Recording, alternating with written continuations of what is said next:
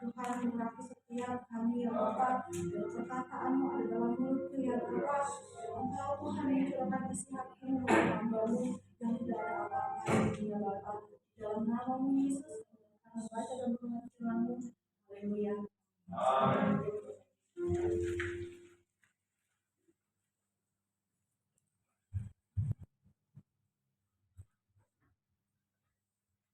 Shalom, selamat malam. Kabar semua? Luar biasa. Apa kabar semua? Luar biasa. Luar biasa karena Tuhan luar biasa. Tuhan, terima kasih untuk kesempatan pada malam hari ini. Tuhan, saya pada malam hari ini belajar. Tuhan malam hari ini saya hidup dalam ketenangan adalah hidup yang diimpikan oleh semua orang.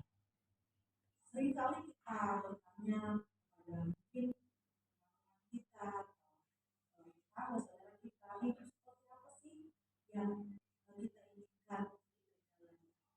Seringkali orang dengan sangat mudah bilang hidup yang mau jalan itu simpel-simpel aja, hidup yang tenang, yang aman, gak ribet-ribet, gak repot-repot. Seringkali seperti itu ya, karena ketenangan itu diinginkan oleh setiap orang yang hidup di dunia ini. Kata tenang dalam kamus besar bahasa Indonesia diartikan diam, tidak bergerak, tidak berubah-ubah, tidak gelisah, aman dan tentram. Siapa yang tidak mau hidup tenang? Saya percaya semua ingin hidup tenang, aman dan tentram. Yang mau katakan amin. Mari kita mau baca dalam Mazmur 62 ayat 2.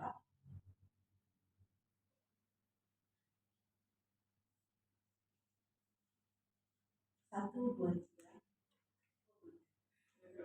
Jujur. Mazmur 62 ayat 2. Sudah dapat semua? 1, 2, 3. Hanya dekat Allah saja aku tenang, daripadanya lah keselamatanku. Hanya dekat Allah saja aku tenang. Artinya di luar Tuhan tidak ada ketenangan. Di luar Tuhan selalu ada yang namanya kegelisahan, kekhawatiran. Tetapi dalam Mazmur ini tercatat hanya dekat Allah saja aku tenang.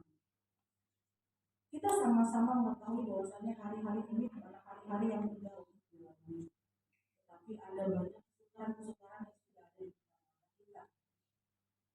Hari-hari ini juga bukan hari-hari yang menenangkan buat bagian orang ya, apalagi kita lihat kasus yang sekarang belum selesai.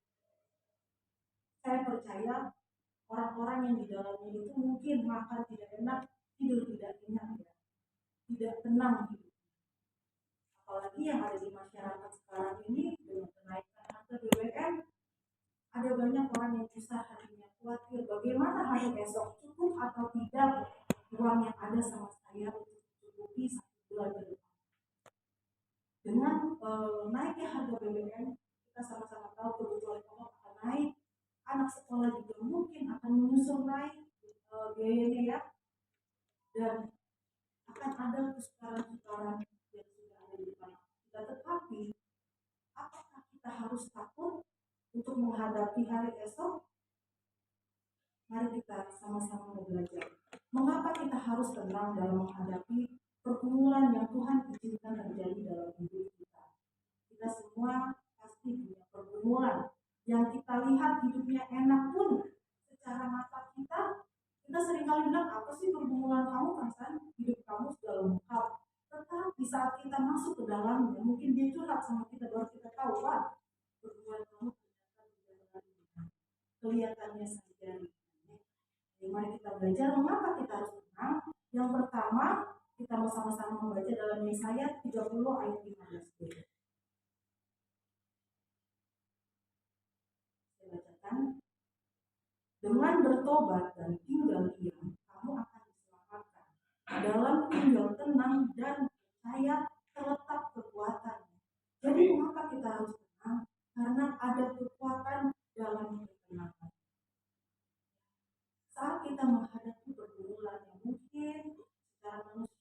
bilang kita nggak mampu, kita nggak kuat. Padahal setiap kita dikasih porsi yang sama. Kok sama sih? Sama tidak melebihi kekuatan kita. Ya, porsi yang sama. Dan Tuhan yang tahu berapa porsinya. Kenapa kita harus tenang dalam menghadapi pergumulan kita? Karena dengan tenang kita mampu berpikir dengan jernih. Dengan tenang kita juga mampu untuk mengambil keputusan-keputusan yang benar. Dengan tenang kita ada kekuatan baru di dalam Tuhan. Artinya saat kita tenang, kita tidak mengambil masalah itu seorang diri. Kita melibatkan Tuhan. Yang kedua, mengapa kita harus tenang dalam menghadapi pergumulan? Supaya kita dapat berdoa. Kita baca dalam 1 Petrus 4 ayat 7.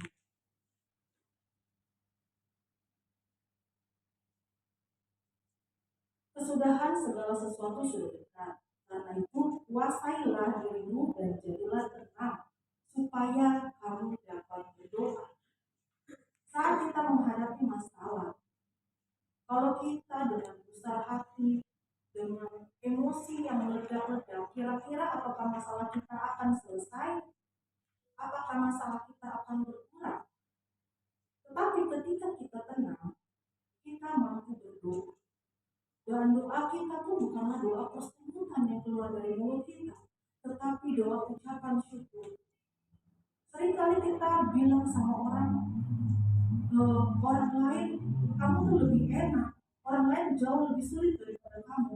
Tetapi saat kita yang kedapatan mengalami itu, saat kita nggak dekat sama Tuhan, kita akan berkata, Tuhan, pergumulan saya berat banget sih. Perasaan orang lain gak gini-gini amat. Seringkali kita seperti itu. Tetapi saat kita tenang, kita mampu berdoa. Dan doa kita bukan doa kesulitan, tetapi doa ucapan syukur yang keluar dari mulut kita. Dan yang ketiga, kenapa kita harus menghadapi pergumulan dengan tenang? Kita baca dalam Matius 14 ayat 27. Saya minta satu orang bacakan. Matius 14 ayat 27.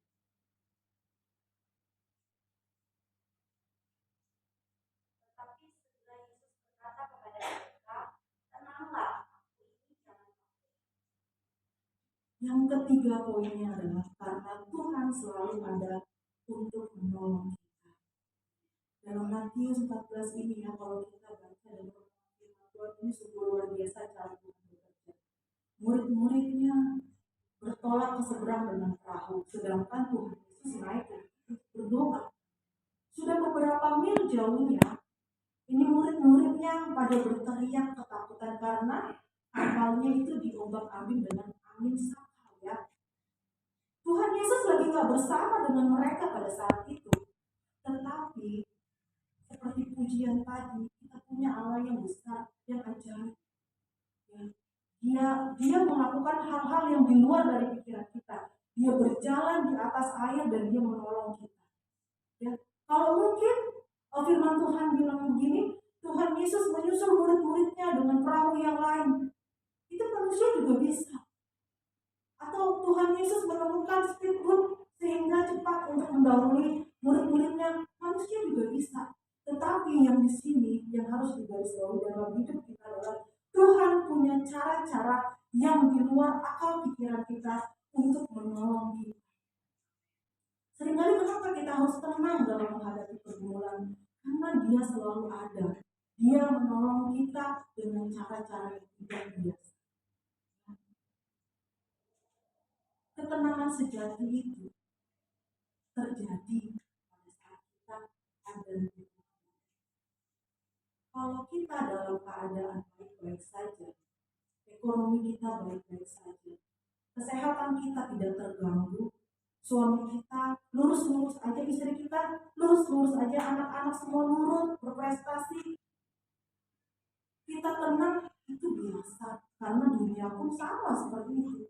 Tetapi kelebihan kita adalah mungkin saat ekonomi kita sedang tidak tahu untuk besok bagaimana, anak sekolah bagaimana, kelangsungan kita, hidup kita bagaimana ke depannya, atau mungkin kesehatan kita sedang terganggu. Yang biasanya sehat tahu diagnosa dokter banyak gitu ya kan.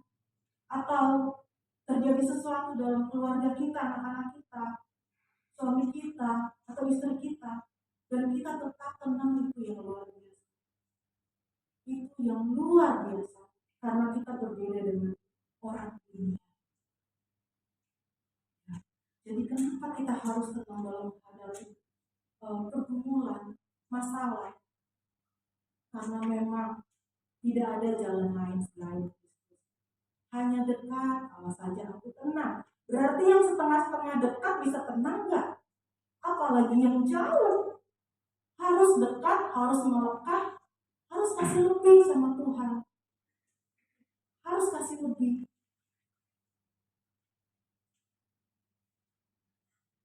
Dan kita harus melihat apapun yang Tuhan baik, apapun yang Tuhan buat dalam hidup kita adalah baik. Karena tidak ada anak-anak Tuhan yang hidupnya lurus-lurus saja, artinya tanpa masalah tidak ada. Karena lewat masalah kita akan naik level sampai Tuhan melihat kita, wah sudah cantik ya kamu, karaktermu sudah baik ya, seperti itu Bapak. Jadi kenapa kita harus tenang dalam menghadapi pergumulan yang Tuhan izinkan terjadi dalam hidup kita? Karena ada kekuatan dalam ketenangan supaya kita dapat berdoa, dan karena Tuhan selalu ada untuk menolong kita. Ayat terakhir mari kita baca dalam 1 Petrus 5 ayat 7. Satu orang yang dibacakan. 1 Petrus 5 ayat 7.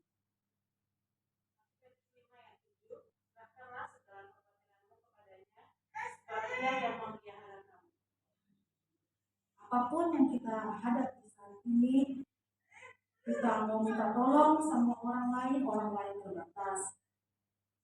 Kita mau melakukan sesuatu dengan kekuatan kita pun terbatas. Jadi yang harus kita lakukan adalah kita menyerahkan sama Tuhan.